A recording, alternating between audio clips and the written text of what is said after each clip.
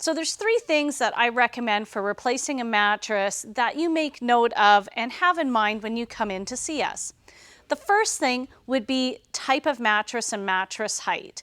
Your bed frame at home you probably chose along with your mattress so that it would be a certain height. Whether it's low like this one, a little higher, it's something to consider when choosing a new mattress. Of course, comfort is our number one priority, but number two is also making sure you can get in and out of the bed comfortably, or if you have pets, for example, that are a priority in our life, making sure they can get up and down safely is also important.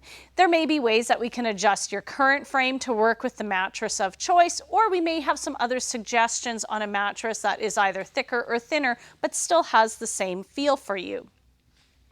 Number two, something else to consider is what you currently have. Often we ask people, so what did you have and what do you want to change about the bed? And they can't tell us what type of coil system was in there.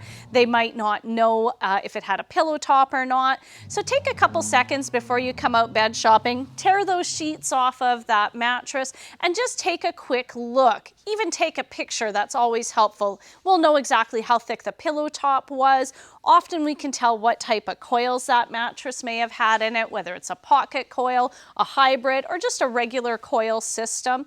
And we might be able to make some suggestions based on what you want to change about that mattress for what might work best for you. Number three, if you have a partner involved in this decision, please try to find some time where both of you can come in together. How a bed feels for just one person is often substantially different than how it feels for two. So bring in that partner, take the time to try out the beds and lay on them. That way you'll know, are you rolling together a little bit on this particular one? Do you feel forced to the edge if your partner is in that bed?